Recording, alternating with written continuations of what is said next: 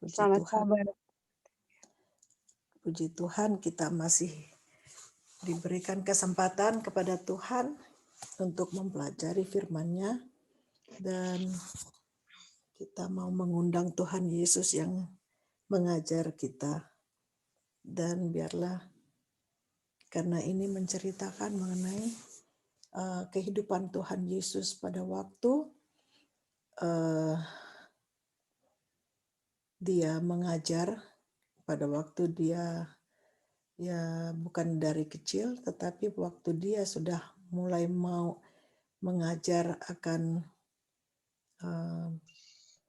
firman-Nya, dan supaya orang juga mengenal juga ya. Dan di sini yang waktu pertama kali Tuhan Yesus kurang kuat ya, terlalu pelan. Boleh, Anti. Oh, oke. Terima kasih. Dan di mana Tuhan Yesus bersama murid-muridnya dan saudara-saudaranya, mereka pergi ke Bait Suci, ke Yerusalem untuk pesta Paskah, dan di mana dia melihat di dalam halaman Bait Suci orang-orang yang menjual binatang-binatang.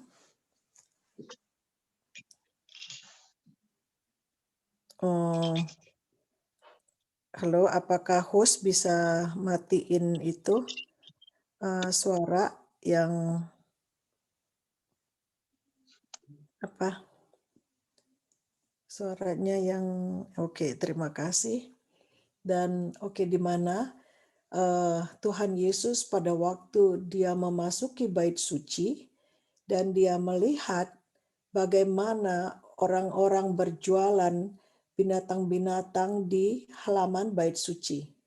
Dan yang suaranya begitu bising ya, dan juga bagaimana bunyi-bunyi binatang itu, bunyi lembu, bunyi kambing, bunyi binatang yang lain, dan juga bunyi-bunyi uang-uang gemerincing yang itu yang dilihat oleh Tuhan Yesus. Begitu kotornya halaman Bait Suci dengan suara yang hiruk-pikuk yang mengganggu orang-orang yang berbakti di dalamnya, di dalam Bait Suci itu. Dan juga bagaimana mereka yang tawar-menawar, yang bikin keributan, dan juga kekacauan di sana ya. Dan mereka membagi keuntungan dan kepada imam-imam, dan bagaimana orang-orang berjualan di situ dan menukar uang dengan tidak sesuai ya. Jadi penukaran uang yang tidak sesuai, dan mereka mencari laba yang besar, dan mereka membagikannya dengan imam-imam di Ka'bah itu. Jadi bagaimana Tuhan Yesus melihat manusia itu ya loba akan uang dan juga duniawi, keduniawian. Dan di sini Tuhan Yesus memperhatikan transaksi yang tidak adil itu. Dan dilihatnya, Tuhan Yesus melihat bagaimana duka orang miskin, yang mereka orang miskin, orang buta, orang lumpuh juga datang ke Bait Suci itu, di mana mereka diajar oleh imam-imam bahwa dosa mereka itu diampuni dengan pencurahan darah. Jadi darah binatang itu disembelih untuk dikorbankan sebagai pengampunan dosa mereka. Sedangkan orang miskin, orang lumpuh, mereka itu tidak mempunyai uang. Mereka itu untuk makan saja mereka susah gitu, apalagi untuk membeli binatang di situ untuk korban. Dan disinilah Tuhan Yesus melihat bagaimana peristiwa yang tidak adil di sini ya, di halaman bait suci itu. Dan tempat halaman bait suci itu sebagai perdagangan yang najis. Dan Kristus berpikir saya harus melakukan sesuatu, katanya. Jadi di mana Kristus melihat bahwa sesuatu mesti dilakukan. Banyak sekali upacara yang diperintahkan orang banyak tanpa petunjuk yang sepantasnya. Jadi apa makna upacara itu? Dan imam-imam tidak menunjukkan kepada mereka, tidak memberikan pengertian kepada mereka apa maknanya upacara itu dan upacara pengorbanan di situ. Dan orang-orang berbakti mempersembahkan korban tanpa pengertian. Apa artinya korban yang sempurna? Dan di sini dan di antara mereka dengan tidak dikenal serta tidak dihormati berdirilah dia, Yesus itu, yang dilambangkan oleh semua upacara mereka itu. Ia, Kristus, telah memberikan petunjuk tentang segala persembahan itu. Ia mengerti nilai persembahan itu secara lambang, dan Kristus melihat bahwa semuanya itu sudah diputarbalikkan dan disalah mengerti. Perbaktian kerohanian sedang menghilang dengan begitu cepat. Tidak ada lagi hubungan yang mengikat imam-imam dan penghulu-penghulu itu dengan Allah mereka, dengan Tuhan mereka. Pekerjaan Kristus ialah untuk menetapkan suatu perbaktian yang berlainan sama sekali, di mana imam-imam dia hanya seperti tradisi aja ya. Yang penting saya melakukan ini, korban. Tetapi jadi mereka itu menganggap bahwa imam itulah sebagai mereka punya pengantara. Karena orang-orang ini tidak tahu menahu. Yang tahu adalah imam-imam dan penghulu-penghulu. Sedangkan mereka tidak mengajarkan yang benar kepada orang-orang itu. Dan yang mereka tahu adalah mereka kalau Paskah harus ke bait suci dan mengorbankan korban. Itulah. Padahal Kristus adalah korban yang sesungguhnya yang ada di situ. Dan mereka tidak tahu itu. Nah, waktu itu di sini ya, kayaknya waktu itu ya. Jadi kita mungkin mulai dengan pandangan yang tajam, Kristus memperhatikan peristiwa yang sedang terjadi di hadapannya. Sementara ia berdiri pada anak tangga di halaman bait suci itu, dengan mata nubuatan ia memandang ke masa depan dan melihat bukan saja tahun-tahun, melainkan juga abad-abad dan zaman-zaman.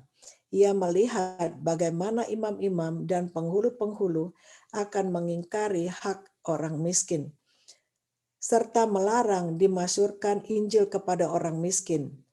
Ia melihat bagaimana kasih Allah akan disembunyikan dari orang berdosa, dan orang akan memperlakukan rahmat-Nya sebagai barang dagangan. Jadi di sini bagaimana Kristus sendiri melihat ya bagaimana ya mereka memperlakukan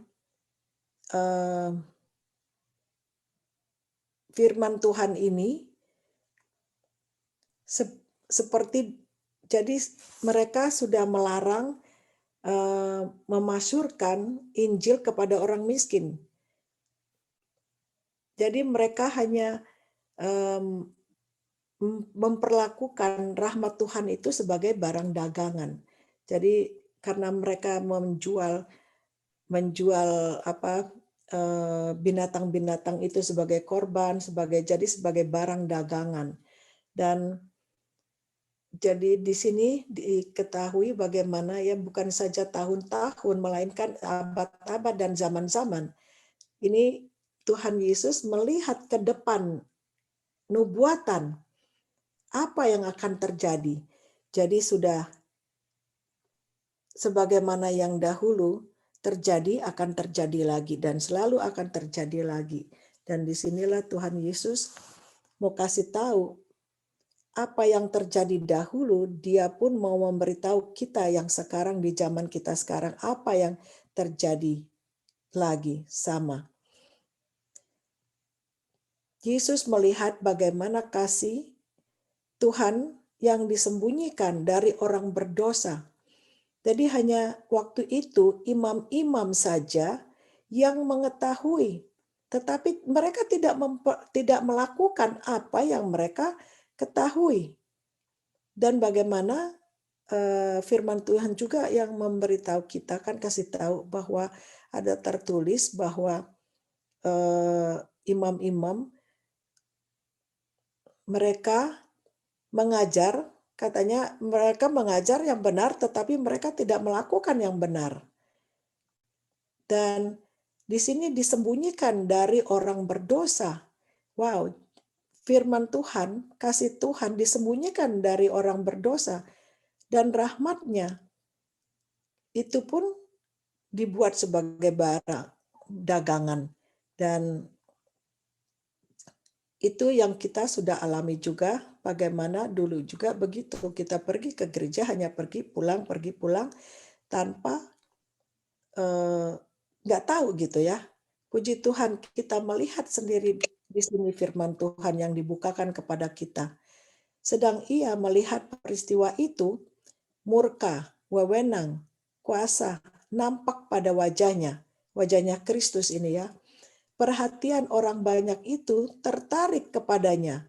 Mata orang-orang yang asik dalam perdagangan yang najis itu terpaku kepada wajahnya. Mereka tak dapat mengalihkan pandangan mereka daripada Tuhan Yesus ini. Mereka merasa bahwa orang ini membaca pikiran mereka yang terdalam sekalipun, serta mengetahui motif mereka yang tersembunyi. Jadi Tuhan Yesus, dia mempunyai kuasa ilahinya yang dapat membuat orang tercengang. Karena dia dengan kuasa ilahinya itu dia membuat orang banyak perhatian orang banyak itu tertarik kepada Tuhan Yesus. Dan mata orang-orang yang asik katanya dalam perdagangan itu pun sampai memandang wajah Tuhan Yesus. Mereka mengalihkan pandangan mereka itu kepada Tuhan Yesus. Jadi mereka terus merasa, waduh orang itu melihat saya, memperhatikan saya. Jadi dalam pikiran mereka sekalipun katanya, serta mengetahui motif apa yang tersembunyi di dalam pikiran mereka. Itu kuasa ilahinya Tuhan Yesus itu sampai menembus kepada orang-orang itu. Ada pula yang berusaha menyembunyikan muka mereka, seolah-olah segala perbuatan mereka yang jahat itu ada tertulis pada wajah mereka untuk diteliti oleh mata yang tajam itu. Jadi kuasa Tuhan Yesus itu, kuasa ilahinya dapat menembus kepada pemikiran orang-orang, ke hatinya mereka. Apalagi hati mereka yang jahat ya. Jadi mereka seperti, aduh katanya, orang itu tahu mengenai kesalahan saya. Terus saya punya dosa-dosa. Nah disitulah kalau kita misalnya berbuat seperti Tuhan Yesus, begitu mungkin orang lain sudah nemplak kita. Emangnya lu siapa sih gitu kan? Pasti kamu itu apa sih kok bisa ngomong-ngomongin kepada saya, mau atur-atur saya gitu ya. Tetapi karena Tuhan Yesus mempunyai kuasa ilahinya itu sampai menembus, sampai mereka sampai terpukau gitu ya, melihat dia di situ dan merasakan, waduh orang ini dapat merasa bagaimana kesalahan mereka, dosa-dosa mereka yang mereka sudah perbuat dengan kejahatan mereka itu. Nah inilah bagaimana Tuhan Yesus yang sudah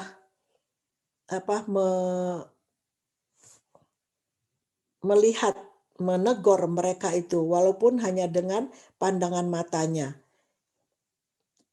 Dan di sini kita belajar mengenai, tidak ada yang kebetulan ya, kita belajar mengenai karakter Kristus, kehidupan Tuhan Kristus, di mana Tuhan Yesus di dalam dia punya perjalanan hidupnya, bukan hanya sejarah saja, tetapi Tuhan mempunyai maksud tertentu kenapa kita mau belajar di sini. Karena kita sudah belajar mengenai otak dulu kan, bagaimana by beholding, dengan melihat kita akan diubahkan. Seperti ada simbol mengenai monkey see, monkey do, apa yang dilihat dia akan kerjakan. Dan begitu juga kita melihat, kita belajar akan kehidupan Tuhan Yesus mengenai karakternya dan mengenai kehidupannya. Dengan demikian kita pun dapat diubahkan. Karena kita dengan belajar beginilah kita dapat diubahkan supaya kita berubah sebagaimana Tuhan Yesus. Dan inilah maksud kita belajar di sini. Terima kasih kepada firman-Nya Tuhan ya. Dan kita mau baca akan 2 paragraf, lalu kita bisa kasih kalau ada yang mau memberikan tanggapan ataupun tambahannya. Kekacauan itu terdiam. Jadi waktu Yesus memandang mereka itu terdiam. Dan kacauan itu berhenti ya. Bunyi perdagangan dan tawar-menawar telah berhenti. Perasaan kagum menguasai himpunan itu. Dan mereka kagum ya melihat akan keadaan itu.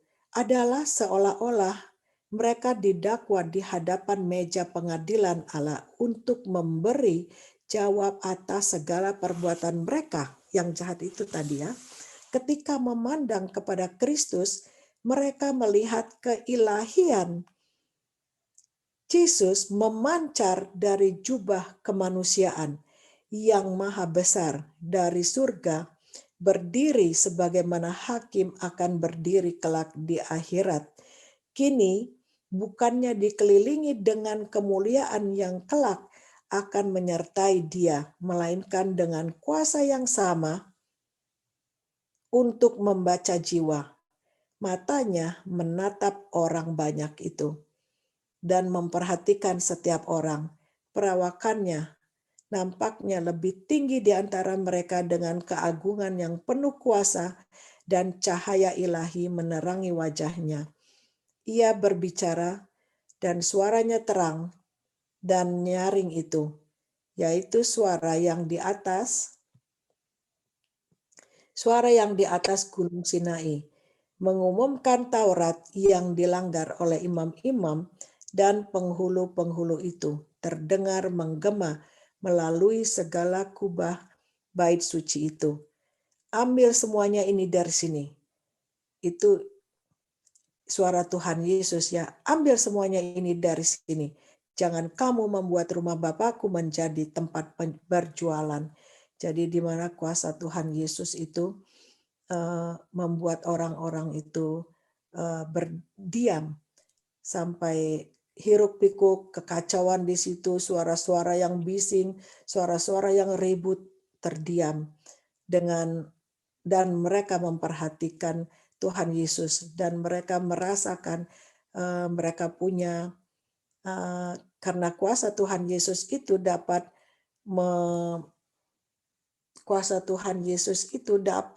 menembus mereka punya jiwa ya, dan mereka dapat merasakan bagaimana kesalahan mereka itu tadi. Dan Tuhan Yesus mengusir mereka dari situ. Dan sampai akhirnya suaranya juga memberitahu, suruh ambil semua dari sini supaya rumah Bapakku menjadi suci gitu ya, bukan tempat berjualan. Dan disinilah kehidupan Tuhan Yesus, bagaimana orang-orang yang berjualan di halaman gereja yang transaksi-transaksi penjualan itu bukannya semata-mata untuk menolong orang, tetapi karena loba, keserakahan, kerakusan akan uang, eh, untuk diri mereka, diri imam-imam. Dan kalau orang yang jualan itu, mereka hanyalah kesempatan ya, kesempatan untuk mencari uang. Tetapi imam-imam yang mengetahui akan itu, dan seharusnya dia mempunyai hati yang baik untuk memberikan apa pertolongan kepada orang miskin dan juga kepada orang-orang yang tidak dapat membawa binatang-binatang untuk persembahan. Itu seharusnya mereka memberikan lebih hati yang lebih baik untuk menolong mereka itu, bukan menggunakan kesempatan untuk mencari keuntungan dan untuk menyenangkan diri sendiri ya. Dan kalau kita belajar bagaimana imam-imam kehidupan mereka yang kelihatan mewah dengan baju-baju yang indah itu ya, itu yang kita udah ketahui bersama bagaimana kehidupan mereka itu. Dan di sini bukan hanya belajar dulu, tetapi Tuhan mau mengingatkan bagaimana kita sekarang ini juga, karena sejarah selalu terulang kembali. Dan tidak ada yang kebetulan. Tuhan memberikan firman-Nya untuk kita bukan hanya sebagai kita mengetahui kehidupan Tuhan Yesus itu, tetapi kita mengambil maknanya untuk kita sekarang ini. Karena kalau kita tidak mempunyai karakter Kristus, pintu surga itu tidak akan kita tidak akan bisa melaluinya. Karena itulah yang Tuhan mau umat-umatnya. Terima kasih. Apakah ada yang mau menambahkan dan mau komentar? Silahkan.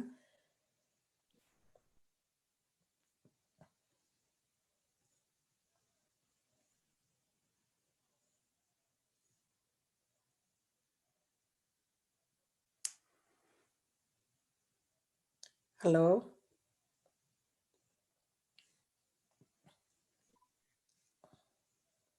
apakah suara saya terdengar? Ada Anti kedengeran. Oh, oke.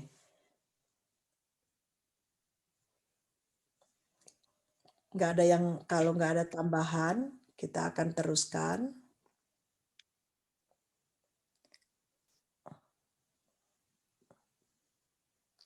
Apakah ada yang mau ini? Saya lihat ada Ebing yang mau ini bicara. Iya, Dirli. Silahkan, terima kasih. Jadi, saudara-saudara, kita bisa, dalam bacaan ini kita bisa melihat bahwa bagaimana keadaan dari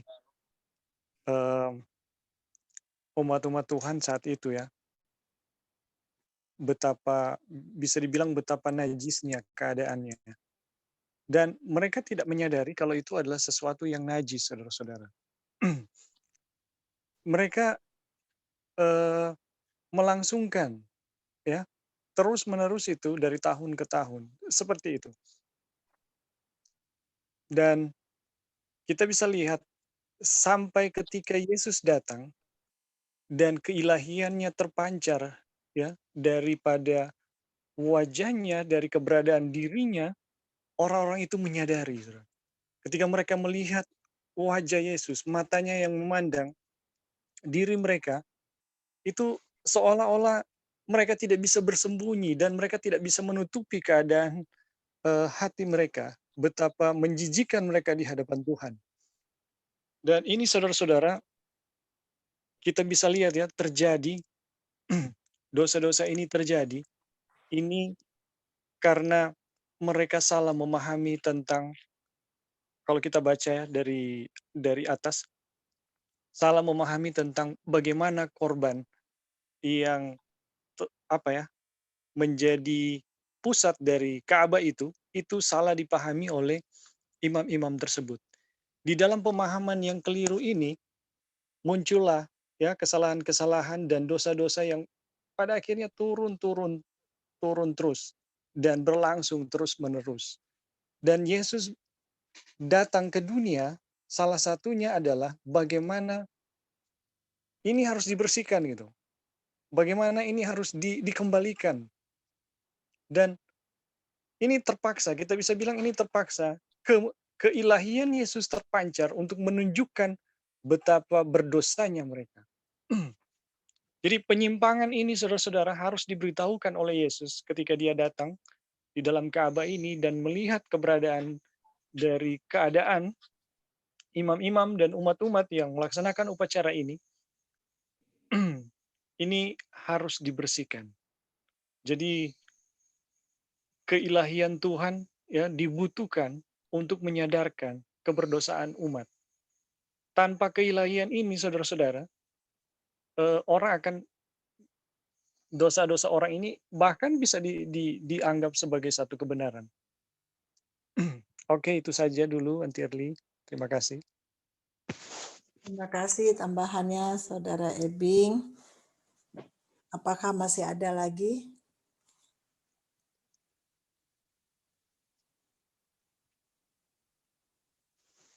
Kalau nggak ada, kita akan meneruskan.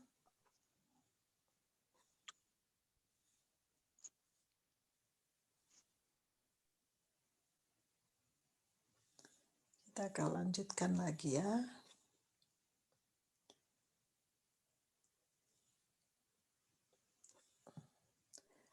Boleh minta Saudara Ebing untuk membacakan?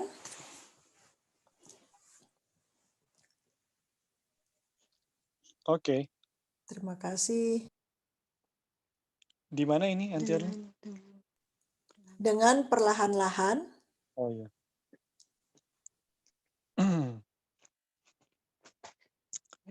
Dengan perlahan-lahan turun dari tangga itu serta mengangkat cambuk tali yang terkumpul ketika masuk ke dalam ruangan itu. Disuruhnya orang-orang yang sedang tawar-menawar pergi dari pekarangan bait suci itu dengan semangat dan kekerasan yang belum pernah ditunjukkannya dahulu. Dibalikannya meja orang-orang yang sedang tukar-menukar itu. Mata uang berjatuhan berdering. Mata uang dibalikannya meja orang-orang yang sedang tukar-menukar uang itu.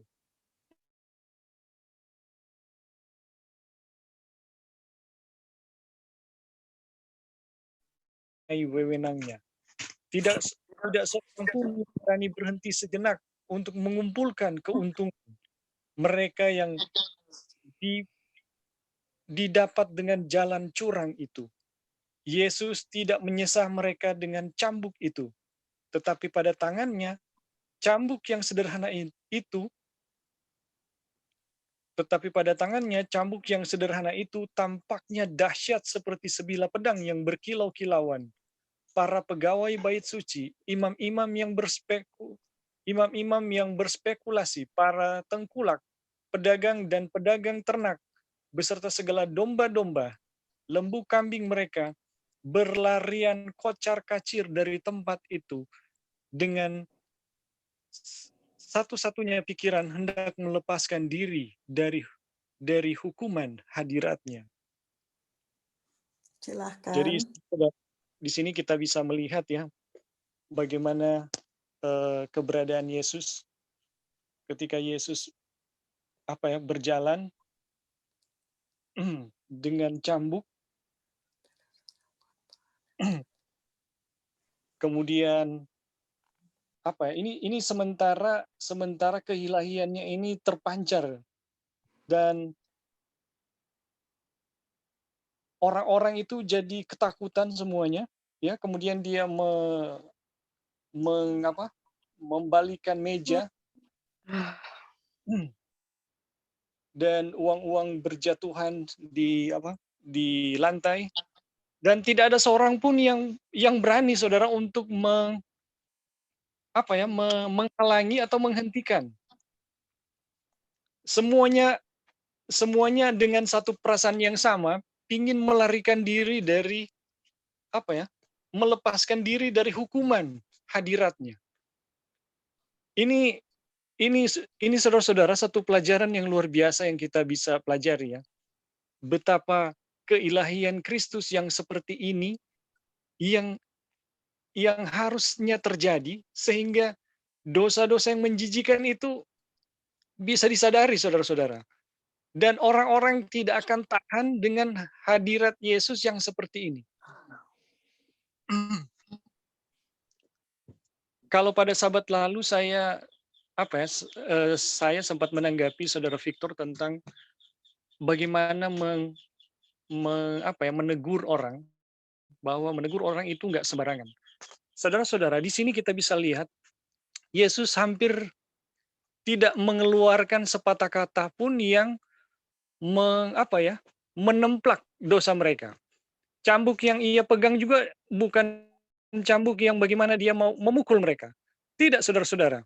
Hanya keilahiannya yang terpancar dan semuanya ketakutan di dalam hadiratnya. Dan inilah yang kita yang menurut hemat saya, inilah yang harus dimiliki orang-orang kalau mau menyatakan dosa kepada orang lain. Mau menegur dosa orang lain, keilahian yang seperti inilah gitu, yang bisa membangkitkan kesadaran orang-orang yang di dalam keadaan yang sudah menjijikan, ya. Ini menjijikannya bagaimana, saudara-saudara? Ini adalah satu dosa yang diyakini sebagai satu kebenaran. Ini luar biasa, saudara-saudara. Praktek-praktek ini dianggap sebagai satu kebenaran. Dan ini luar biasa menjijikan. Ini tidak mungkin cuma sekedar, itu salah. Dibutuhkan kuasa ilahi yang luar biasa, ya, seperti yang Yesus nyatakan. Ini Yesus tidak templak main memberondong orang atau mengobral dosa-dosa orang di depan. Keilahiannya itu menghakimi secara pribadi orang-orang yang hadir di situ. Tanpa kata-kata, ya, gerakan pun tidak ada yang anarkis di situ. Semuanya ketakutan, ingin melarikan diri dari hadirat Yesus. Saudara-saudara, kita merindukan kondisi-kondisi yang seperti ini, ya. Ketika kita melihat keberadaan dari umat yang, ya, bisa dibilang orang beda-beda tipis.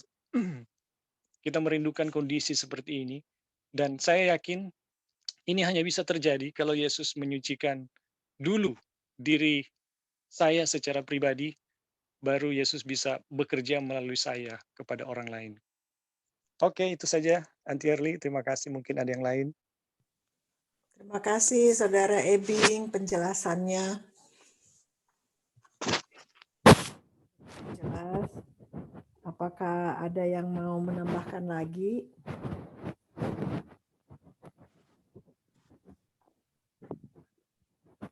Ya, di sini bagaimana kuasa Tuhan Yesus itu ya, dan dia mempunyai kuasa ilahi yang dapat menembus kepada orang-orang yang berbuat dosa.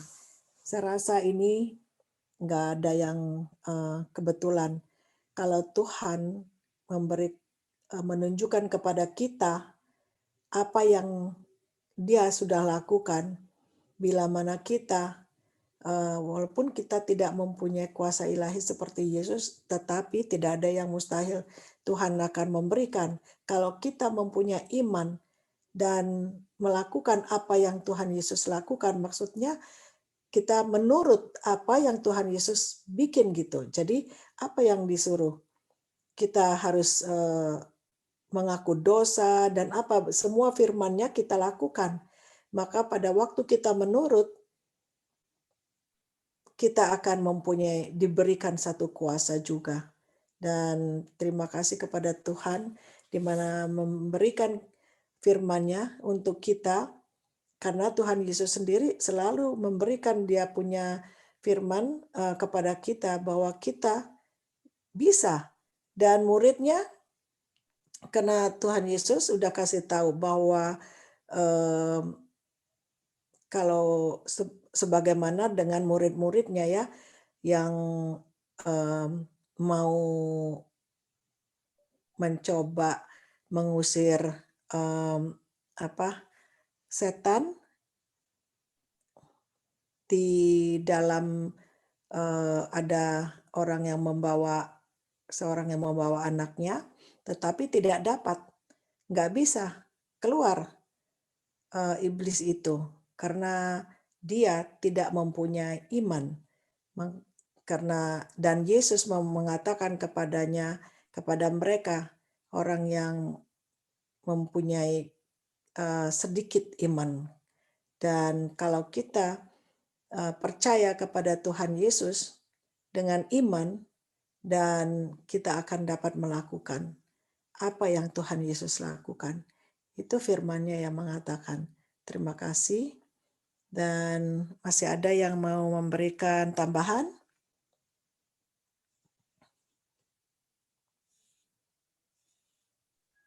Ya, saudara-saudara, jadi kenapa orang-orang takut pada waktu itu? Karena mereka melihat kuasa yang luar biasa, kuasa ilahi, ya, yang terjadi waktu itu, memerangi keegoisan diri, memerangi kesombongan diri, memerangi kepentingan diri, ya. Ini satu gambaran di mana ketika kuasa itu berlaku atas kita atau siapa saja, menandakan bahwa kuasa itu benar ada, kuasa itu benar-benar powerful, ya, untuk mendiamkan aktivitas jahat, untuk mendiamkan kesombongan, untuk mendiamkan kepentingan diri. Kita hubungkan dengan gospel in creation. Ketika dari gelap Tuhan bilang jadilah terang, hal ini sama persis. Di sini kita lihat Tuhan Yesus satu-satunya yang mampu, ya, menolong kita untuk mengikis kesombongan kita, untuk mengangkat hal-hal atau sifat mementingkan diri dari kita. Ya, hanya Tuhan Yesus yang mampu mendiamkan itu dengan kuasa ilahinya. Orang takut melihat kuasa ilahi karena itulah kuasa yang kekal, kuasa yang abadi. Dan kita dapat kekuatan melalui kuasa itu. Puji Tuhan. Terima kasih kali. Terima kasih Saudara Dolphin. Ya, yang menyatakan bagaimana kuasa ilahi Tuhan Yesus ya, tidak ada yang mustahil. Kalau kita percaya apa yang dibuat Yesus, kita pun akan diberikan kuasa itu. Sebagaimana Rasul Paulus, Tuhan Yesus dulu membangkitkan orang mati, dan Rasul Paulus diberi kuasa untuk membangkitkan orang mati. Jadi nggak ada yang mustahil bila mana kita percaya itu dan melakukan apa yang Tuhan Yesus lakukan. Terima kasih. Apakah masih ada lagi? Kalau nggak ada, kita akan lanjutkan. Dolphin boleh baca ini dan jelaskan juga. Terima kasih. Ya kali. Ya, silakan. Panik meliputi orang banyak itu yang merasakan kehebatan. Ya. Keilahiannya itu jeritan-jeritan takut keluar dari ratusan bibir yang pucat. Wah, mereka ketakutan ya. Murid-muridnya pun gemetar. Mereka gentar oleh perkataan dan sikap Yesus itu. Yang lain sekali dari kelakuannya yang biasa. Jadi hal ini belum pernah terjadi sebelumnya ya. Teringatlah mereka bahwa ada tertulis tentang dia, cinta untuk rumahmu menghanguskan aku. Mazmur 69 ayat 10. Tidak lama kemudian kayalah ramai yang gaduh itu dengan barang-barang dagangannya, mereka pun sudah berpindah jauh dari bait suci Tuhan. Halaman itu pun sudah kosong dan perdagangan yang najis Lalu ketenangan dan kehikmatan menggantikan kekacauan itu. Hadirat Tuhan yang dahulu kala menguduskan gunung itu, sekarang telah menyucikan bait suci yang dipelihara untuk kehormatan namanya. Kita ingat di Gunung Sinai, itu gunung penuh kemuliaan, ya. Dan itu dikatakan di sini hal yang sama, ya, menyucikan bait suci Tuhan. Tapi saudara perhatikan ya, ketika orang-orang berpindah dari tempat yang tidak seharusnya mereka lakukan, itu jual beli itu, mereka berpindah ke tempat di sisi lain, halaman Ka'bah Tuhan itu jadi bersih, dan yang ada di situ adalah hadirat Tuhan, ketenangan. Itulah yang menggantikan hiruk pikuk keegoisan, ya, hiruk pikuk perdagangan yang terjadi di situ, di mana orang cari keuntungan atas keuntungan, begitu dari imam-imam, ahli-ahli Taurat, ya, yang memanfaatkan situasi dan keadaan, di mana perdagangan saat itu menggambarkan Tuhan Yesus mampu melihat kecurangan yang terjadi di situ. Tidak ada kasih di situ. Nah, inilah yang Tuhan mau singkirkan dari bait suci. Kalau kita mau bawa kepada pemahaman rohani yang saya lihat, mungkin saudara-saudara punya penglihatan yang lain. Dihubungkan dengan pelajaran kesehatan tadi kita, ya. Tuhan mau bait suci Ka'bah tubuh kita bersih. Ya. Dengan cara Tuhan juga dia mau singkirkan semua itu.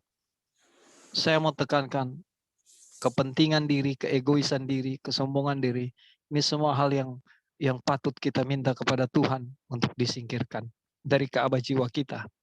Ya, karena ini racun yang akan merusak dan membuat kita tetap di dalam langkah melakukan dosa.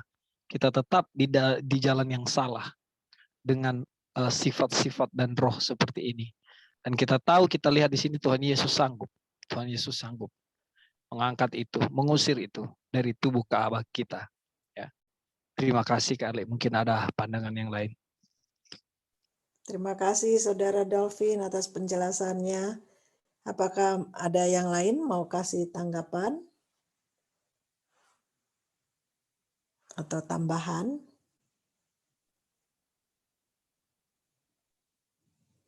Ya, sebagaimana yang tadi diberitahu sama Dolphin, bagaimana Ka'bah Tuhan itu Ka'bah literal, ya.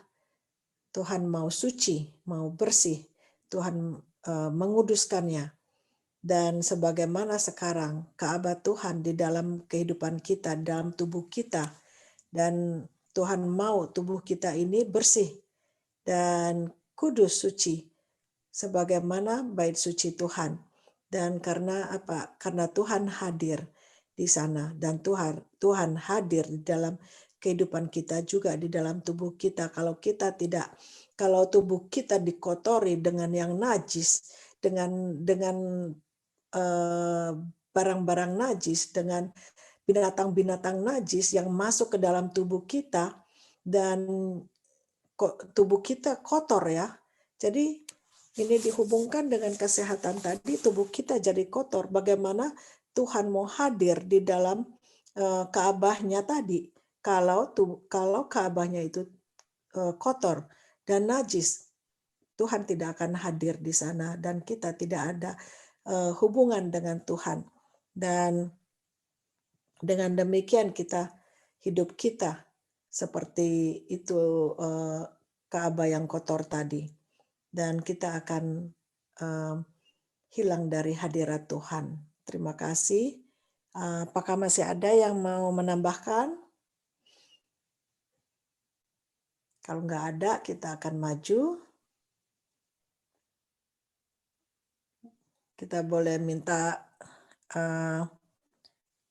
Asus untuk bacain Sus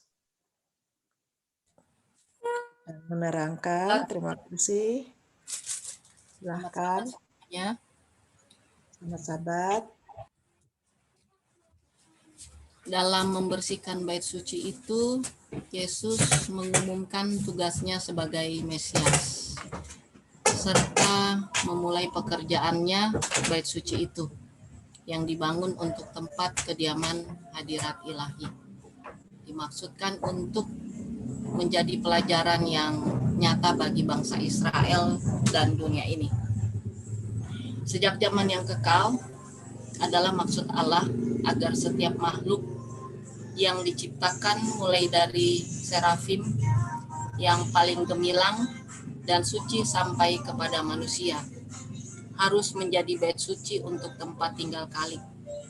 Karena dosa, manusia tiada lagi menjadi bait suci Allah karena digelapkan dan dinajiskan oleh kejahatan. Hati manusia tiada lagi menyatakan kemuliaan ilahi. Akan tetapi oleh penjelmaan anak Allah, maksud surga pun terlaksana. Allah bersemayam di dalam manusia, dan oleh rahmat yang menyelamatkan, hati manusia menjadi suci sekali lagi. Allah telah merencanakan supaya bait suci di Yerusalem itu menjadi saksi yang tetap akan nasib mulia yang terbuka bagi tiap-tiap jiwa. Akan tetapi orang Yahudi belum mengerti pentingnya arti bangunan yang mereka pandang dengan bangunan kebanggaan yang begitu besar. Mereka tidak menyerahkan diri sendiri sebagai bait suci bagi roh ilahi. Halaman bait suci di Yerusalem itu yang penuh dengan kegaduhan, perdagangan yang najis, membayangkan secara tepat keadaan bait suci hati yang dinajiskan oleh hadiratnya hawa nafsu dan pikiran-pikiran yang najis. Dalam membersihkan bait suci itu dari pedagang dunia, Yesus mengumumkan tugasnya untuk membersihkan hati dari kenajisan dosa, dari keinginan duniawi, hawa nafsu yang mementingkan diri, kebiasaan yang jelek yang merusakkan jiwa. Tuhan yang kamu cari itu akan masuk ke bait-Nya. Malaikat perjanjian yang kamu kehendaki itu. Sesungguhnya Ia datang, firman Tuhan semesta alam. Siapakah yang dapat tahan akan hari kedatangannya? Dan siapakah yang dapat tetap berdiri apabila Ia menampakkan diri? Sebab Ia seperti api tukang pemurni logam dan seperti sabun tukang penatu. Ia akan duduk seperti orang yang memurnikan dan mentahirkan perak. Dan Ia mentahirkan orang Lewi, menyucikan mereka seperti emas dan seperti perak.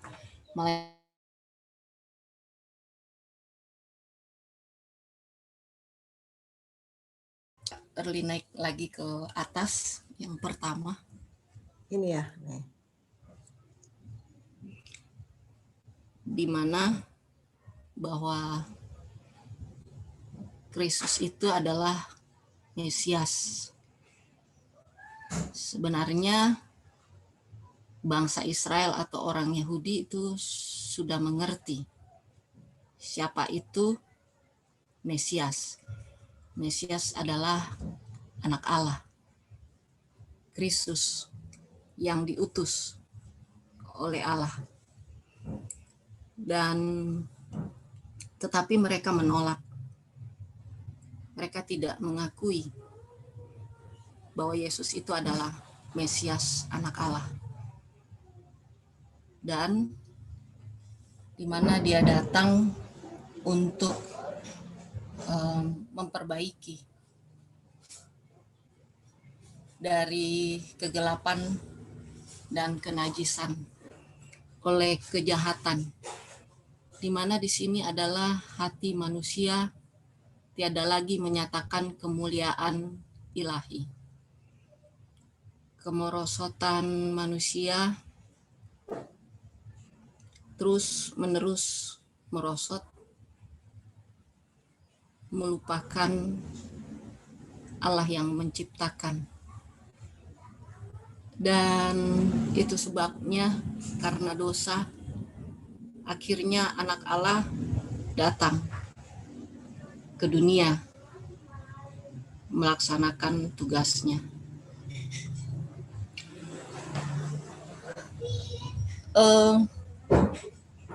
Bagaimana Tuhan Yesus menyembuhkan setiap hati manusia. Manusia mempunyai kegaduhan, perdagangan. Kalau namanya istilah perdagangan, pastinya orang mau cari untung, tidak mau rugi. Mau dagang apapun, tetap harus ada laba. Nah, inilah yang mau Tuhan Yesus ajarkan, bahwa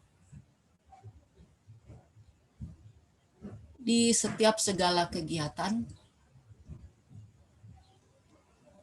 bukan hanya di pasar-pasar atau apa, tetapi di dalam pelayanan sering terjadi tentang mencari keuntungan pribadi.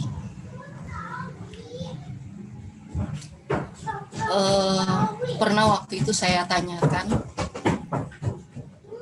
kepada seseorang tentang teman saya bilang, saya nggak bisa melayani, saya hanya bisa sumbang-sumbang aja deh, nggak perlu melayani, kan itu juga sudah membantu pekerjaan Tuhan. Tetapi dia jawab bahwa di dalam pelayanan itu ada pembentukan karakter dan pengalaman pribadi yang Tuhan akan berikan. Pekerjaan-pekerjaan mulia untuk pekerjaan Tuhan, bukan hanya untuk membantu, tetapi ketika kita berkecimpung di dalam pelayanan, disitulah pembentukan karakter. Dan inilah pengalaman pasti akan Tuhan berikan berbeda-beda di setiap manusia. Di dalam pelayanan bukan berarti harus pelayanan ya seperti di gereja atau seperti harus melawat atau apa, tetapi dengan kita menginjil tanpa kita sadari, dengan berbicara dengan orang, dengan sikap kita bahwa Yesus ada di dalam diri kita, itu adalah suatu pelayanan. Tanpa kita sadari itu kadang suka terungkap. Dan itu sudah menebar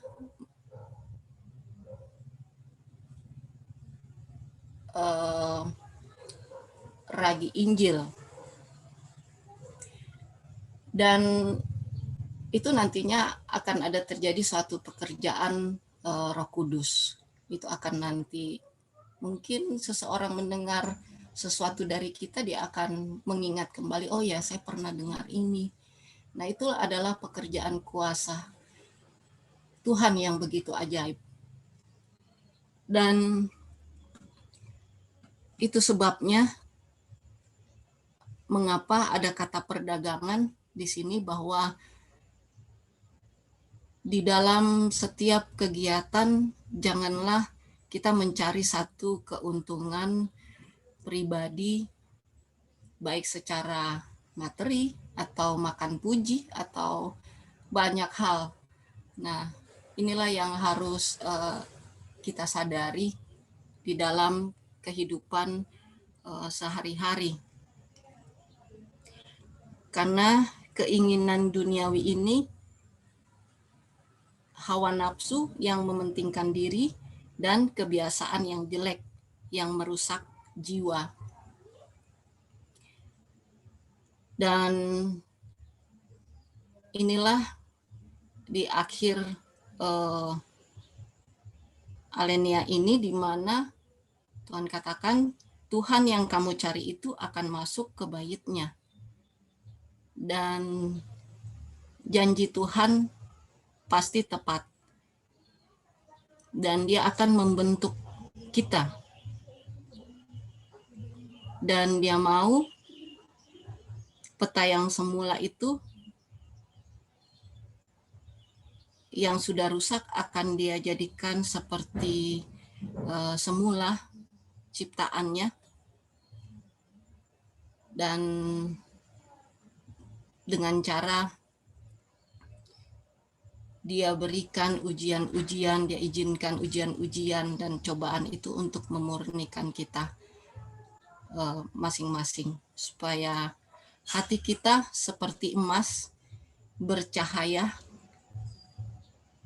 Kamu adalah terang dunia, dan inilah yang Tuhan Yesus mau untuk kita. Terima kasih.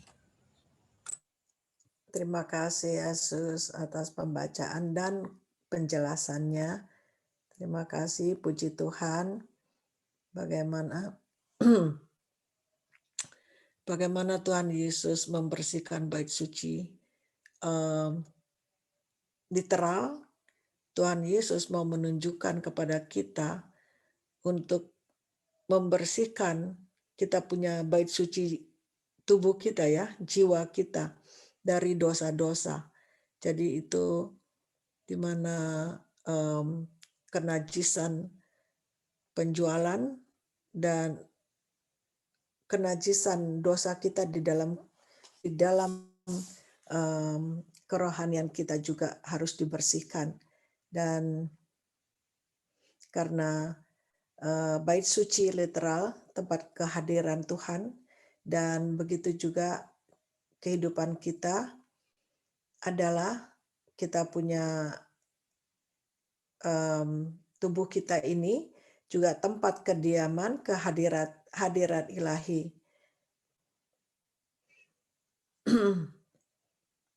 Dan jadi dari zaman dulu maksud Tuhan setiap manusia ini makhluk diciptakan. Jadi maksud Tuhan menciptakan makhluk-makhluknya itu, makhluk-makhluk ciptaannya itu dari yang serafim itu dulu Lucifer kali ya, terus malaikat-malaikat suci sampai kepada manusia harus menjadi bait suci, tempat tinggal Khalik, tempat tinggal Tuhan. Dan karena dosalah manusia tidak lagi menjadi bait suci Allah karena digelapkan dan dinajiskan oleh kejahatan ya. Dan hati manusia tidak lagi menyatakan kemuliaan ilahi. Tuhan mau kita menyatakan kemuliaan ilahi Tuhan. Akan tetapi Yesus anak Allah, maksud surga terlaksana karena Bapa bersemayam di dalam manusia oleh rahmat yang menyelamatkan. Jadi hati manusia harus suci supaya menjadi bait suci Tuhan. Jadi maksud Tuhan merencanakan supaya bait suci di Yerusalem menjadi saksi yang tetap akan nasib mulia bagi tiap-tiap jiwa. Tetapi orang Yahudi belum mengerti pentingnya arti bangunan. Yang mereka banggakan itu sebenarnya bangunan literal ya. Maksud Tuhan bukan itu. Dan orang Yahudi itu mereka itu begitu bangga dengan bangunan literal mereka. Padahal bukan itu, karena itu akan mereka sembah-sembah dan mereka puji-puji. Tapi maksud Tuhan adalah apa? Bukan bangunan literal, bukan bangunan gedungnya, tetapi Tuhan mau kehidupan kita, diri kita. Karena diri kita inilah bait suci bagi roh ilahi. Dan di mana kegaduhan perdagangan itu membayangkan bagaimana kita punya kehidupan juga ya, yang kegaduhan, yang najis, yang hawa nafsu, yang pikiran yang tidak baik, dan dalam membersihkan, Tuhan Yesus dengan melakukan membersihkan bait suci dari pedagang dunia, Tuhan Yesus itu mau mengumumkan bahwa tugasnya itu adalah untuk membersihkan hati kita dari kenajisan dosa dan juga dari keinginan duniawi. Kita ini banyak sekali sebenarnya ya keinginan duniawi kita ini, dan kita harus meninggalkan itu semua ya, di mana hawa nafsu yang mementingkan diri, kebiasaan-kebiasaan yang jelek, aduh banyak sekali, dan itu merusakkan jiwa. Dan inilah yang Tuhan Yesus mau kita bersihkan, karena semua ini itu membuat kita najis, kehidupan kita itu najis. Tuhan mau kita mempunyai hati yang bersih, tidak berbuat dosa lagi, dan kita harus meninggalkan keinginan duniawi kita. Kalau kita perpanjang, kalau kita keinginan duniawi itu misalnya dibeberkan, diuraikan, waduh banyak sekali keinginan duniawi kita ini ya. Termasuk kemewahan, kita keinginan duniawi itu adalah uang yang banyak, itu keinginan duniawi, dan banyak sekali keinginan duniawi itu, dan hawa nafsu juga banyak hawa nafsu, dan kalau dibeberkan lagi itu diperpanjang, aduh itu bisa satu pelajaran lagi yang terus mementingkan diri, termasuk selfish, egois, itu mementingkan diri juga. Kebiasaan yang jelek kita ini, wah banyak sekali juga ya. Dosa yang sudah kita lakukan itu, kebiasaan-kebiasaan jelek kita. Misalnya udah salah satu aja, kebiasaan kita bercanda, terus berbohong. Udah dikasih tahu bercanda itu adalah bohong. Karena apa? Oh cuma bercanda. Padahal itu sudah berbohong. Dan ada kita baca di buku yang lain, dikatakan kita nggak boleh bercanda, karena bercanda itu sudah berbohong. Nah itu baru satu. Dan kalau dibeberkan lagi banyak sekali yang kejelekan-kejelekan yang kita harus perbaiki. Dan yang merusakkan jiwa itu semua merusakkan jiwa. Dan itu adalah tempat dosa-dosa, penumpukan dosa, dan penumpukan dosa ini harus dikeluarkan satu persatu. Waduh, dengan tuntunan Tuhan, dan Tuhan sudah kasih tahu itu semua harus dibuang semua, dan harus diusir daripada kehidupan kita. Dan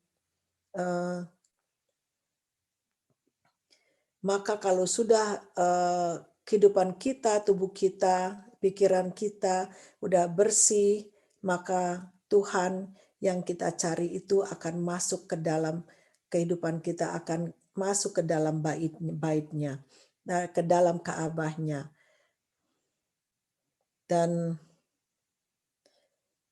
malaikat perjanjian yang kamu kehendaki itu sesungguhnya akan datang, firman Tuhan semesta alam. Jadi firman Tuhan inilah yang masuk ke dalamnya. Dan dikatakan di sini, siapa yang akan tahan akan hari kedatangannya? Jadi hari kedatangannya itu adalah hari kedatangan Tuhan yang kedua kali, mungkin di sini yang disebutkannya ya. Dan siapakah yang dapat tetap berdiri? Dan orang-orang yang tadi yang udah dikasih tahu, yang bersih Ka'bahnya, itu yang dimana Tuhan yang berdiam, dan itulah orang yang dapat berdiri. Karena pada waktu kedatangan Tuhan Yesus di awan-awan, orang yang berdosa dia akan pergi bersembunyi, dan malah mengatakan, timpalah aku dengan batu timpalah aku. Karena apa? Karena tidak dapat berdiri. karena tidak dapat bertahan akan kedatangan Tuhan Yesus itu. Dan Tuhan Yesus itu seperti api tukang pemurni logam dan seperti sabun tukang penatu. Ia akan duduk seperti orang yang memurnikan dan mentahirkan perak, dan ia mentahirkan orang Lewi, menyucikan seperti emas dan seperti perak. Dan di sini di Maleakhi 3 ayat 1 dan 3 juga dapat berlaku akan kita ya. Dan kita akan dimurnikan, ditahirkan, dan disucikan sebagaimana emas dan perak. Tentu ada persyaratannya, dan persyaratannya kita harus menurut apa yang Tuhan katakan dan syarat-syaratnya juga. Terima kasih. Apakah ada yang mau menambahkan atau mau komentar atau mau menjelaskan? Silahkan.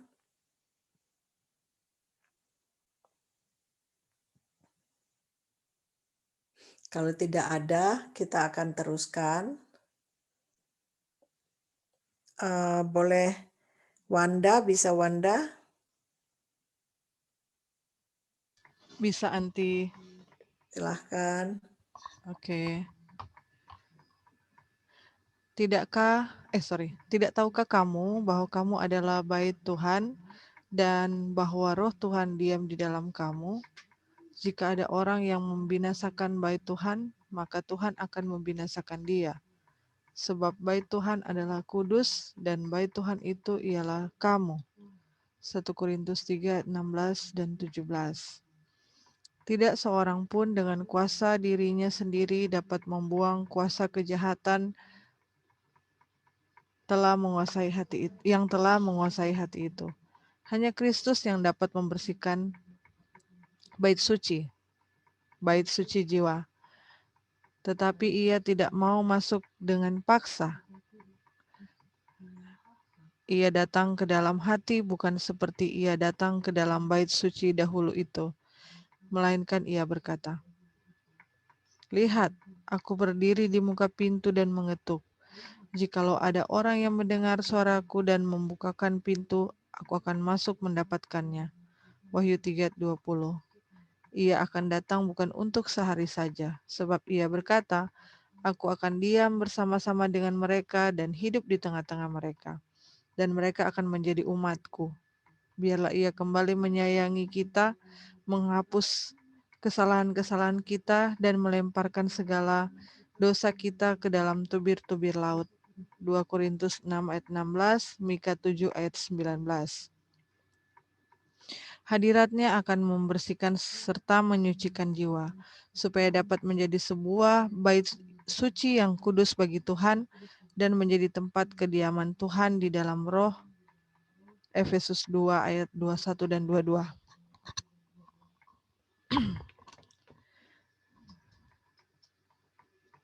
Oke, jadi kalau kita sudah belajar ya Gospel in Creation dan juga kita yakin semuanya sudah tahu ya bahwa kita ini manusia tidak ada kesanggupan apa-apa.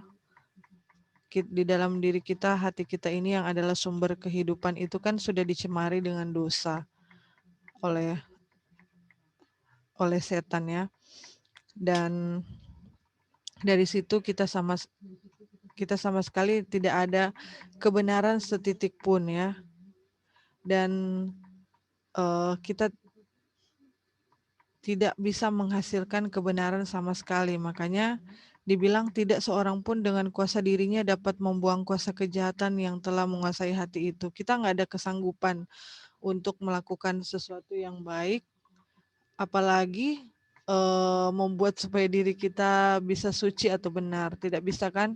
Kita sudah belajar bahwa itu harus dari luar diri kita, dan dari luar diri kita itu adalah Kristus sendiri yang adalah kebenaran, jalan kebenaran dan hidup kan. Dan yang kita tahu yang memisahkan kita dengan Tuhan kan dosa ya. Yesaya 59 ayat 1 dan 2. Jadi untuk kita supaya jadi fungsi dari bait suci ini, bait suci tubuh kita kan adalah Ka'bah Tuhan ya, tetapi sudah dicemari oleh dosa, akhirnya tidak ada Tuhan tidak bisa berdiam di dalam diri kita. Oleh sebab itu, kalau kita mau supaya Tuhan hadir di hati kita harus membuka hati kita supaya Kristus bisa masuk, dan dia tidak bisa masuk dengan paksaan kan, harus dengan kita yang membuka pintu dari dalam untuk supaya Kristus masuk. Dan kalau Kristus sudah masuk, dibilang tadi, Tuhan tidak akan cuma datang masuk terus keluar lagi kan, tapi dia akan tetap diam di dalam kita. Nah, itulah yang kalau kita connect dengan pelajaran penciptaan, begitu dia masuk, dia akan topang kita supaya, dibilang selama-lamanya kan, dia akan topang kita supaya kita tidak jatuh lagi dalam dosa. Dan itulah kerinduan kita semua, dan itulah maksud dan tujuan Tuhan ya, supaya dosa kita dihapuskan, Tuhan bisa diam di dalam kita dan menopang kita, supaya kita tidak akan jatuh lagi ke dalam dosa. Artinya kita sudah dibungkus dengan kebenaran Kristus, dan setan tidak akan bisa lagi jatuhkan kita. Itu dan itu yang dia lakukan seperti pada waktu penciptaan kan, Tuhan Yesus menciptakan langit, bumi dan segala isinya, dia menopang segala sesuatu yang dia sudah ciptakan. Demikian juga dia sanggup dengan kasih karunia-Nya untuk menopang kita agar supaya kita tidak jatuh dalam dosa. Puji Tuhan. Terima kasih Anti. Terima kasih Wanda sudah membacakan dan juga menerangkan. Puji Tuhan. Dan di mana kita ketahui tadi bahwa kita ini adalah bait Allah ya, bait Tuhan, dan di mana Roh Tuhan yang berdiam di dalam kita. Kalau kalau kita membinasakan bait Allah tadi, membait Tuhan di mana tubuh kita tadi kita binasakan dengan barang-barang yang najis, yang kotor, dan maka Tuhan tidak hadir di situ, maka kita akan binasa.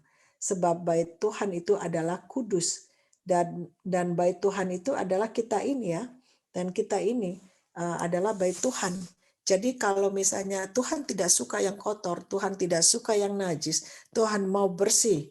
Dan kalau kita mengotorinya, kalau di sini dijelaskan lebih dalam lagi bagaimana mengotorinya adalah bukan tubuh kita aja, pikiran kita, otak kita ya. Dan kalau tubuh kita dibersihkan adalah dengan tadi makanan sehat, new start, kita harus mulai new start, semua harus dilakukan. Itu new start pun itu dari firman Tuhan yang memberitahu kita dengan sinar matahari untuk supaya kita sehat. Kalau dengan tubuh kita sehat, pikiran kita juga sehat. Kalau pikiran kita sehat, kita bisa berhubungan dengan Tuhan, dan disitulah kita membuang bukan hanya tubuh kita sehat, tetapi kita juga membuang kita punya kenajisan tadi, dosa-dosa kita. Dan dengan berhubungan dengan Tuhan, kita membersihkan hati kita dengan membuang dosa. Kita tidak melakukan apa yang Tuhan tidak suka. Jadi kita selalu melakukan apa yang berkenan di hadapan Tuhan, apa yang Tuhan mau kita lakukan untuk supaya bersih dan Tuhan berdiam di dalam kita. Dan Tuhan tidak mau masuk kepada kita dengan paksa, dan dia selalu mengetuk apakah kita mau membukakan pintu.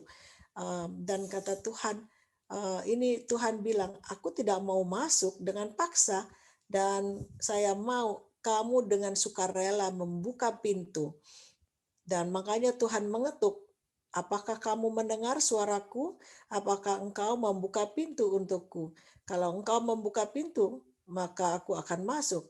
Dan bagaimana Tuhan mau bisa masuk? Kalau kita mau membuka pintu adalah kita mau menerima firman Tuhan, firman Tuhan, kita membersihkan, kita punya pikiran kita, kehidupan kita, dan kita berhubungan dengan Tuhan setiap hari. Dan dengan demikian, kalau kita berhubungan dengan Tuhan setiap hari, maka Tuhan akan diam di dalam kehidupan kita bersama-sama. Dan di sini janji Tuhan juga, ya dikasih tahu, ia akan datang bukan untuk sehari saja, sebab ia berkata, aku akan diam bersama-sama dengan mereka dan hidup di tengah-tengah mereka, dan mereka akan menjadi umatku. Dan di sini janji Tuhan, ya, kata-kata Tuhan sendiri. Dan di sini juga karena firman Tuhan di sini, kita percaya bahwa Tuhan hadir di tengah-tengah kita. Tuhan hadir bersama-sama kita dalam mempelajari firman-Nya. Di sini Tuhan hadir dan Tuhan menyentuh setiap kita punya jiwa, ya, kita punya pikiran, rohnya bersama kita dan mengetuk pintu hati kita, dan kita menerima. Pada waktu kita belajar firman-Nya saat ini, kita diketuk, Tuhan hadir karena kita membuka hati kita membuka pintu hati kita supaya Tuhan hadir. Kalau kita tidak membukanya, Tuhan tidak bisa hadir. Dan saat ini Tuhan hadir, kita percaya Tuhan hadir. Makanya kita sedang belajar firman-Nya di sini bersama-sama. Kalau enggak, kita tidak akan merasakan, ya. Dan saya merasakan di sini Tuhan hadir karena saya merasa kehadiran Tuhan itu, dan saya percaya bahwa kita sama-sama merasakan kehadiran Tuhan itu. Dan Dia ini karena kita sedang belajar apa? Kita sedang belajar firman-Nya ini adalah kehidupan Tuhan Yesus sendiri, dan Tuhan Yesus mau kita mengetahui Dia, Kristus sedang mengajar kita bagaimana kehidupan Dia ini. Dan jadi bukan hanya cerita belaka tetapi nyata. Dan supaya kita percaya dengan firman-Nya ini, kita bisa membayangkan bagaimana kehidupan Tuhan Yesus dulu, dan sudah dijelaskan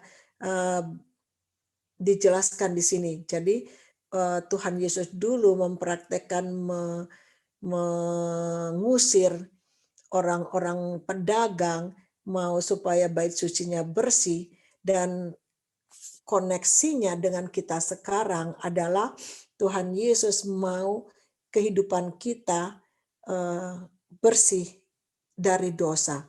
Dan bukan kita punya tubuh aja, ya, kita punya tubuh bersih dari penyakit, tetapi kehidupan kita bersih dari dosa. Pikiran kita harus bersih juga daripada pikiran-pikiran yang jahat. Dan kita serahkan pikiran-pikiran kita yang jahat kepada Tuhan Yesus. Tuhan Yesus, saya nggak mau, saya serahkan kepada Tuhan. Tuhan Yesus, saya nggak mau memikirkan hal-hal yang tidak baik, saya mau serahkan kepada Tuhan Yesus. Dan tolong gantikan pikiran saya ini dengan kedamaian dari surga. Saya mau di dalam pikiran saya ini tidak selfish, tidak egois, tidak mementingkan diri sendiri. Karena itu firman Tuhan tadi yang kita baca, bahwa Tuhan mau bersih di dalam pikiran kita, tubuh kita, kehidupan kita. Supaya apa? Tuhan Yesus hadir. Dan di mana Tuhan Yesuslah yang mengubahkan kita. Dan kehadirannya akan membersihkan serta menyucikan jiwa, supaya dapat menjadi sebuah bait suci yang kudus bagi Tuhan, dan menjadi tempat kediaman Tuhan Allah di dalam roh, katanya. Dan makanya sudah jelas di sini dikatakan, ini Efesus 2:21 dan 22, dan di mana hadiratnya hadir dan akan membersihkan dan menyucikan jiwa kita. Dan disinilah tempat kediaman roh Tuhan tadi, tidak karena bait sucinya yang kudus bagi Tuhan. Terima kasih kepada Tuhan akan firman-Nya dan kehadiran Tuhan lewat firman-Nya ini. Apakah ada tambahan lagi? Ada yang mau menambahkan atau menerangkan penjelasan, silahkan.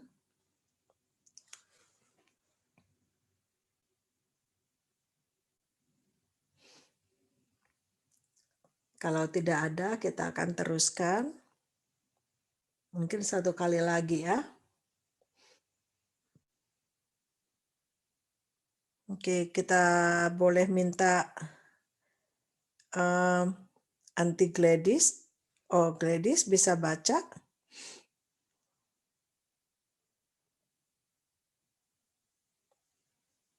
Apakah available?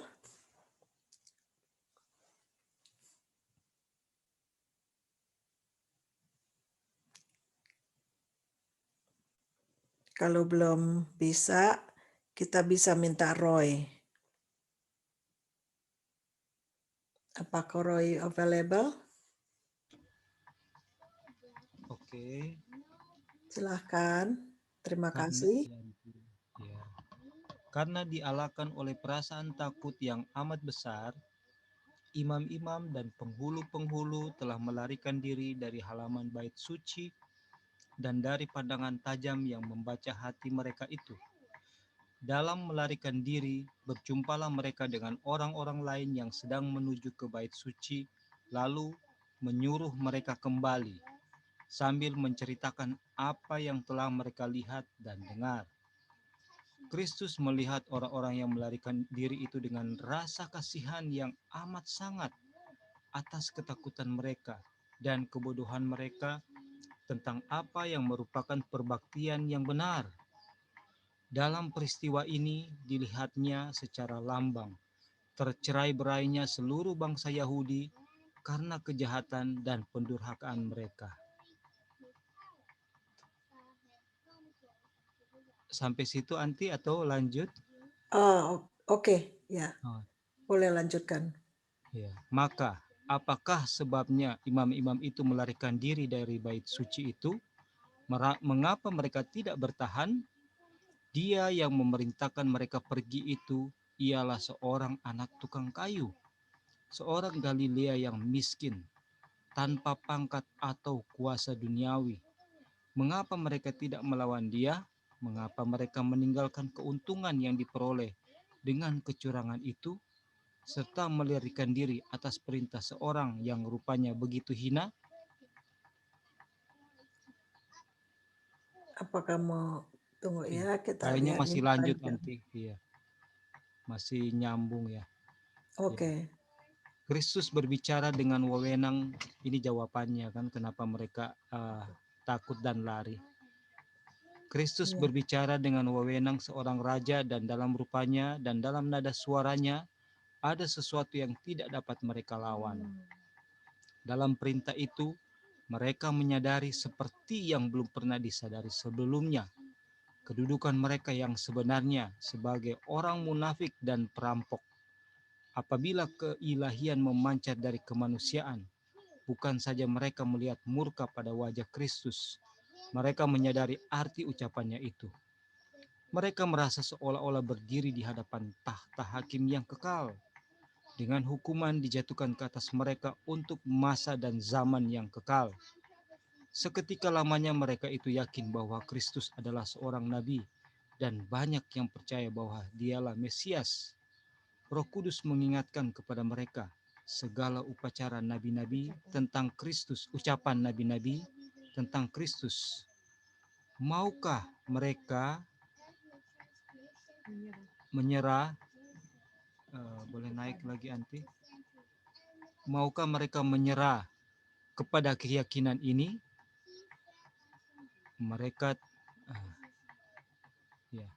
Mereka tidak mau bertobat. Mereka tahu bahwa simpati Kristus bagi orang miskin sudah dibangunkan. Mereka tahu bahwa mereka telah bersalah dengan melakukan pemerasan dalam perlakuan mereka terhadap orang banyak. Karena Kristus membaca segala pikiran mereka itu, mereka membenci dia.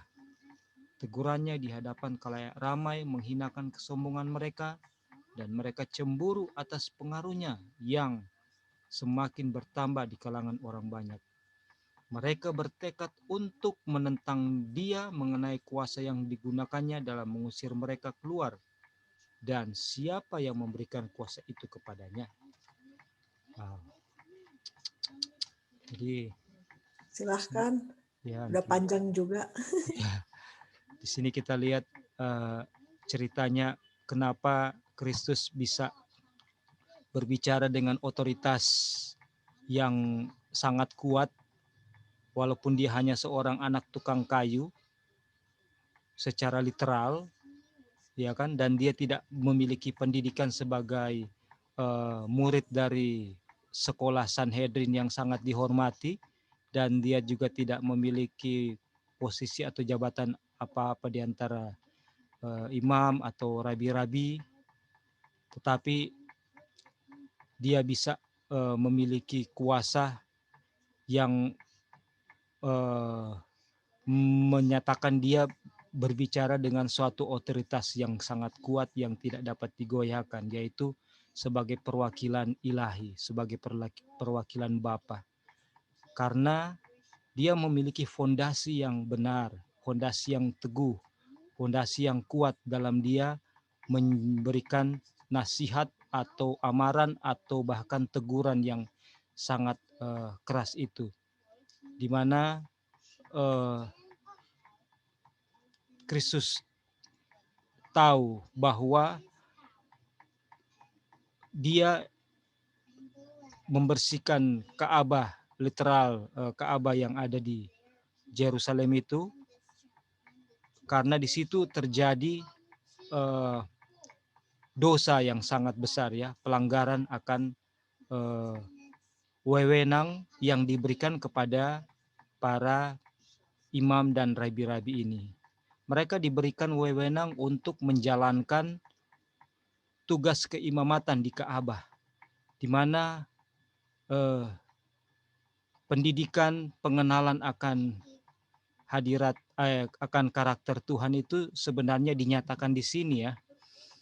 Orang-orang yang berdosa datang kepada Tuhan yang mereka tahu ada di dalam sanctuary di Ka'bah, dan di situ mereka memohon pengampunan dosa mereka dengan iman sebagai bukti mereka memiliki iman, yaitu mereka sudah menyediakan uang atau hewan kurban untuk mereka persembahkan sebagai bukti iman mereka kepada Tuhan.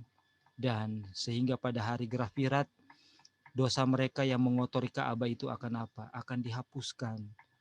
Dan kalau umat saja memiliki iman seperti ini, apalagi dengan yang melaksanakannya, ya. Imam-imam yang ada di Ka'bah, mereka menjadi perwakilan daripada Kristus sendiri, yang mana memiliki tugas untuk merealisasikan pencurahan darah sampai kepada kambing Asasel itu apa?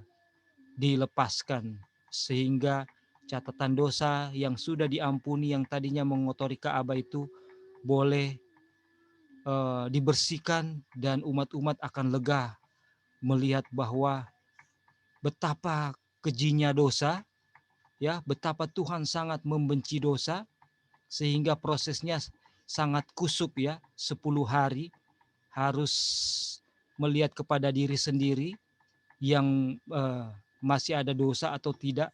Semua harus menyucikan dirinya dengan pengakuan dosa sepanjang 10 hari, dan pada akhirnya ketika semuanya dengan iman melakukannya dengan baik, maka dosa mereka akan apa? Diselesaikan, karena karena domba-domba yang harus mati karena dosa mereka.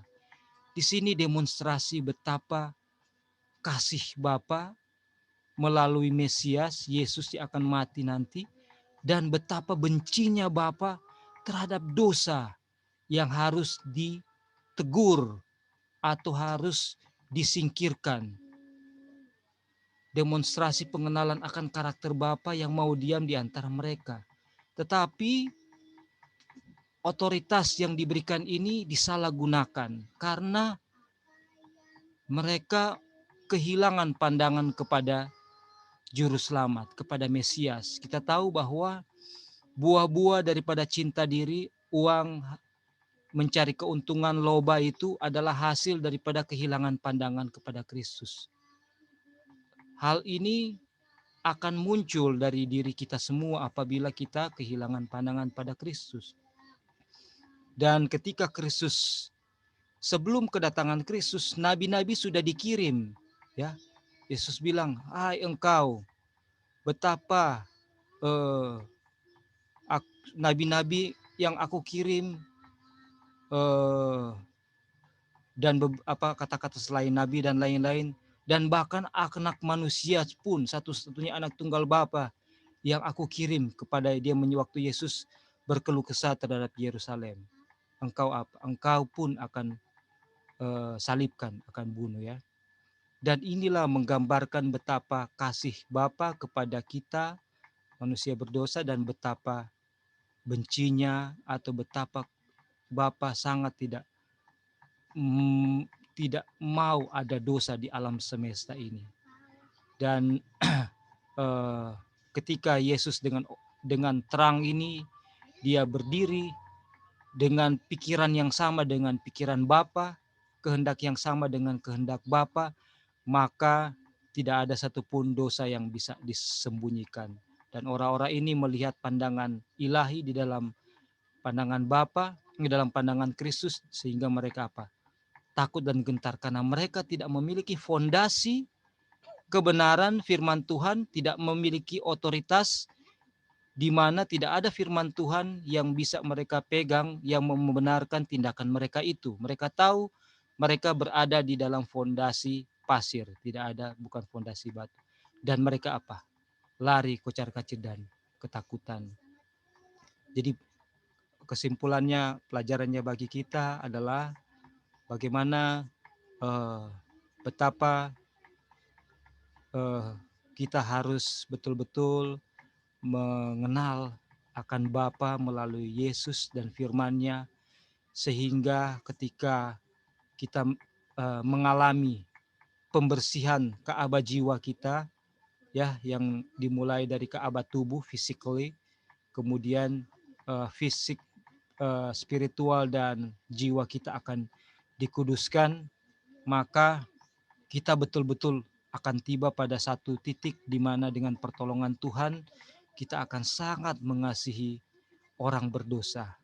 Sehingga bukti kita mengasihi orang berdosa adalah kita mau untuk mengerahkan segala daya upaya, bahkan reputasi kita tidak ada.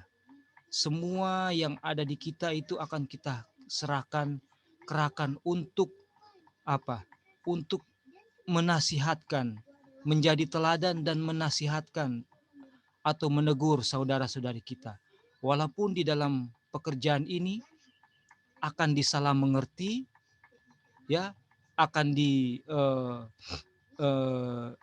tidak, kita lihat bagaimana Tuhan Yesus seakan-akan berada pada posisi yang selalu tidak benar, ya, selalu, walaupun sebagai Mesias, dia nanti kita akan lihat sama-sama pada akhirnya semua tanda yang menunjukkan Yesus itu seorang nabi dan juga Mesias itu sebenarnya sudah dilihat dan disadari oleh orang-orang Yahudi, imam dan Farisi. Tetapi karena kedegilan hati mereka, itu akhirnya mereka tetap menolak dia. Demikian juga pelajaran buat kita, biarlah kita menempatkan diri kita sebagai imam, Farisi, orang-orang Yahudi yang menolak Yesus. Kenapa?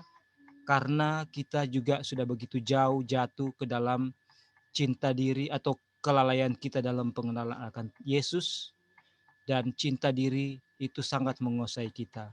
Sehingga dari peristiwa ini kita mau betul-betul mengambil waktu untuk berusaha untuk dengan pertolongan Tuhan mengizinkan Roh Kudus, firman Tuhan menolong kita dalam mengenal akan Tuhan, dan kita boleh disucikan Ka'bah jiwa kita. Dengan demikian kita juga boleh menjadi perwakilan surga untuk menolong saudara-saudari kita. Karena di dalam khotbah di atas bukit Matius pasal 5, diberkatilah mereka yang membawa damai. Tetapi sebelum menjadi seorang pembawa damai, kita dikatakan diberkatilah mereka yang suci hatinya. Hati kita harus suci dulu, baru kita bisa mendamaikan saudara-saudari kita dengan Bapa yang di sorga. Terima kasih, Yanti. Terima kasih Saudara Roy sudah membacakan dan menjelaskannya. Puji Tuhan. Dan ya di mana kita ketahui bagaimana mereka imam-imam dan penghulu-penghulu dengan perasaan takut yang lari dari halaman bait suci karena mereka takut dengan pandangan tajam yang membaca hati mereka itu. Dan pada waktu mereka melarikan diri, mereka berjumpa dengan orang-orang yang mau menuju ke bait suci. Tetapi mereka ceritakan apa yang sudah terjadi dan akhirnya mereka bilang udah kembali aja, jangan datang lagi gitu kan. Dan Kristus kasihan ya, dia melihat orang-orang yang lari itu karena mereka itu bodoh gitu ya. Mereka itu sangat takut dan mereka itu bodoh. Kenapa? Dengan kebodohan mereka itu tidak mengetahui akan kebaktian yang benar gitu. Apa yang seharusnya mereka lakukan gitu. Apa arti lambang itu? Dan mereka melihat bagaimana bangsa Yahudi itu tercerai-berai karena apa? Kejahatan dan pendurhakaan mereka itu. Yang bagaimana kalau kita baca kitab suci di dalam raja-raja dan raja-raja Yahudi dulu itu mereka selalu melakukan kejahatan ya, apa yang tidak berkenan di hati Tuhan. Dan mereka kalau mereka tidak melakukan yang berkenan di hati Tuhan, maka mereka akan tercerai-berai ataupun kalah di dalam perang. Tetapi kalau menurut kepada Tuhan, maka mereka akan menang. Sebagaimana Daud, ya Raja Daud, dan di mana Raja Daud selalu bertanya kepada Tuhan, apakah saya harus maju, apakah saya harus diam, apakah saya harus apa yang saya harus lakukan, Raja Daud. Maka Tuhan selalu memberikan apa? Kemenangan kepadanya. Dan kepada kita sama. Jadi apa yang sudah berlaku juga kepada kita. Jadi bukan hanya sejarah yang apa yang sudah terjadi, itu Tuhan tidak akan kutip, tidak akan tulis kalau tidak ada maknanya untuk kita, kalau tidak ada pelajarannya buat kita, itu tidak akan ditulis, itu tidak akan diberikan kepada kita. Kenapa diberikan kepada kita? Walaupun ini pelajaran mengenai kehidupan Tuhan Yesus. Kenapa? Supaya kita ikut apa? Seperti tadi, mangkisi mengkidu. Jadi apa yang kita lihat, kita akan lakukan. Nah, dengan demikian apa yang kita pelajari, kita akan lakukan. Nah, disinilah pelajaran ini jangan hanya sebagai kita belajar dan mendengarkan sepintas lalu, karena ini memang harus kita pelajari dengan lebih serius lagi. Karena apa? Dengan kita melihat kehidupan Yesus, maka kita pun akan menjadi seperti Dia dalam karakternya. Dan mereka tadi imam-imam dan penghulu sudah pada kabur. Karena apa? Karena mereka tidak tahan menghadapi Yesus. Walaupun Yesus hanyalah sebagai tukang kayu, orang Galilea yang miskin, tidak ada pangkat dan tidak ada kuasa duniawi, tetapi dia mempunyai kuasa ilahi. Kuasa ilahi yang dapat membuat mereka lari dengan ketakutan. Kuasa ilahinya itulah yang membuat mereka tidak tidak bisa bertahan. Karena apa? Karena kuasa ilahi Kristus. Karena apa? Kristus tidak berdosa. Jadi kalau kita melakukan yang sama seperti Kristus, maka kita akan mendapatkan kuasa yang sama. Karena itu janji Kristus sendiri. Tetapi Kristus berbicara dengan wewenang seperti seorang raja. Dia wewenang seorang raja dan dalam rupanya dan nada suaranya. Dan sesuatu yang tidak dapat mereka lawan. Itu dalam di mana Tuhan Yesus yang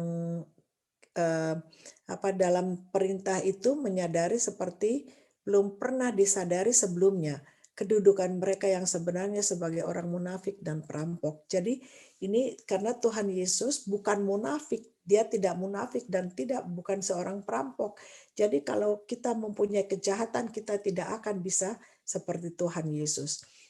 Karena Tuhan Yesus tidak mempunyai kejahatan, dia tidak ada dosa.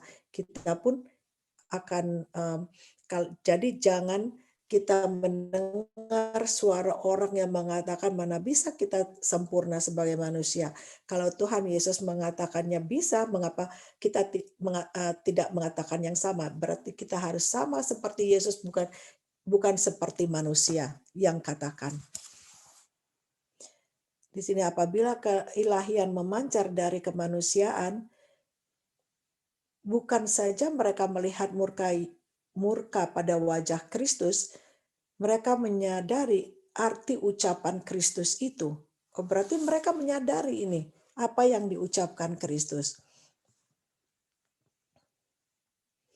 Mereka seperti dihadapkan di penghakiman, ya, di tahta hakim yang kekal, dan hukuman dijatuhkan ke atas mereka. Karena apa? Karena mereka melakukan kesalahan. Dan disinilah Kristus, seketika lamanya mereka itu yakin bahwa Kristus adalah seorang nabi. Dan mereka percaya juga, ya, dia adalah Mesias. Tetapi mereka itu mengeraskan hati.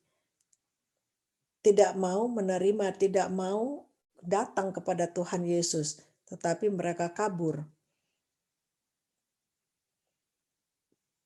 Dan mereka tidak mau bertobat, dan mereka tahu simpati Kristus bagi orang miskin sudah dibangunkan.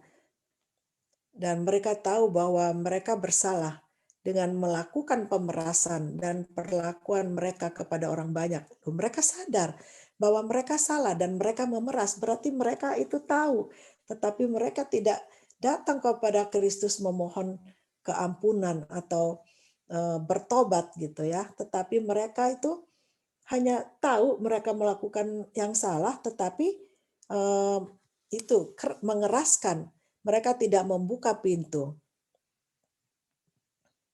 Maka karena Kristus menegur mereka itu dan bisa membaca segala pikiran mereka, makanya mereka membenci Kristus, membenci Tuhan Yesus.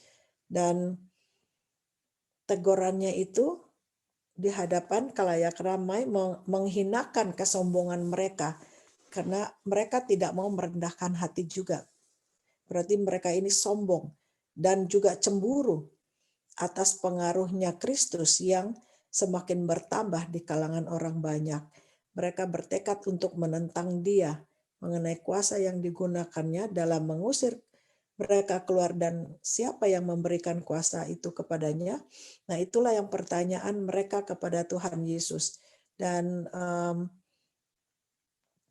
akhirnya Tuhan Yesus dibunuh karena apa? Karena mereka cemburu dan mereka juga sombong, mengeraskan hati mereka.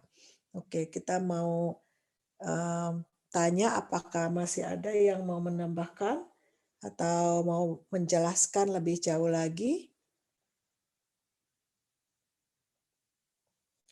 Kalau sudah tidak ada, kita selesai sampai di sini karena sudah waktunya juga, ya.